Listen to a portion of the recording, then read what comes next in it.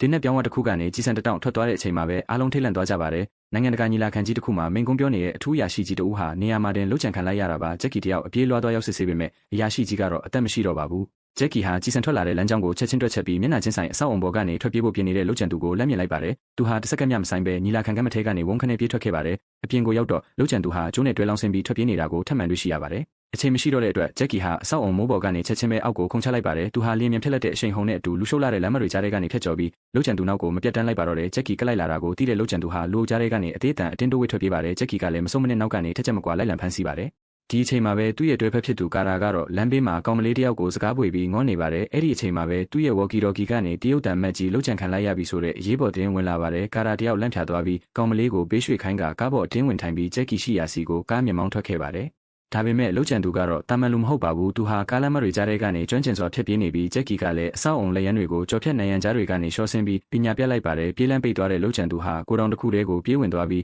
တန်တကားကိုအမြန်ချပိတ်လိုက်ပါတယ်ဒါပေမဲ့ဂျက်ကီဟာတန်တကားပိတ်ခါနီနောက်ဆုံးစက္ကန့်မှာပဲမြေပြင်ပေါ်ရှော့တိုက်ပြီးကိုတောင်ထဲကိုအမိအရာဝင်နိုင်နောက်ဖေးတကားကနေပြေးထွက်သွားပေမဲ့လမ်းပိတ်နေတဲ့လမ်းကြားလေးထဲရောက်သွားပါတယ်ဂျက်ကီကတင်းနဲ့အမိအရာချိန်ထားလိုက်ပါတယ်ဒါပေမဲ့လှုပ်ကြံသူကတော့လုံးဝမတုံလို့ပါဘူးသူလှည့်ကြည့်လိုက်တဲ့အချိန်မှာတော့ဂျက်ကီတယောက်စွန့်သွားရပါတယ်အကြောင်းကတော့အဲ့ဒီလှုပ်ကြံသူဟာသူနဲ့အတူတူကြီးပြင်းလာခဲ့တဲ့သူ့ရဲ့ညီကိုရင်းချကန်ကြီးဖြစ်နေလို့ပါပဲကန်ဂျီဟာဂျက်ကီသူ့ကိုတင်းနဲ့မပြည့်ရဘူးဆိုတာသိတဲ့အတွက်နိုင်ရန်ဘော်ကိုတွားတက်ပြီးထွက်ပြေးဖို့ပြင်ပါတယ်ဒီချိန်မှာပဲကာတာမောင်းလာတဲ့ကားဟာလမ်းကြားထဲကိုဝုန်းခနဲ့ဆက်ရောက်လာပါတယ်ကန်ဂျီကကားစီကိုချက်ချင်းတင်းနဲ့လှမ်းပစ်လိုက်ပါတယ်ဂျက်ကီကကာတာတို့ကိုကာကွယ်ဖို့အတွက်အမိုက်ပုံးပေါ်ခုန်တက်ပြီးဝင်ရောက်တားဆီးခဲ့ရပါတယ်ဒီပြစ်ခတ်မှုမှာဘယ်သူမှထိခိုက်ဒဏ်ရာမရရှိခဲ့ပေမဲ့ဒီယုံရင်ဆန်ခတ်ဖြစ်မှုဟာကန်ဂျီအတွက်ထွက်ပြေးဖို့အခွင့်အရေးကောင်းဖြစ်သွားပါတယ်ဂျက်ကီတယောက်ကားပေါ်မှာလဲချက်ကြံခဲ့ပြီးကန်ဂျီကတော့အပေါ်ကနေငုံကြည့်ရင်အေးဆေးစွာပဲထွက်ပြေးလွတ်မြောက်သွားပါတော့တယ်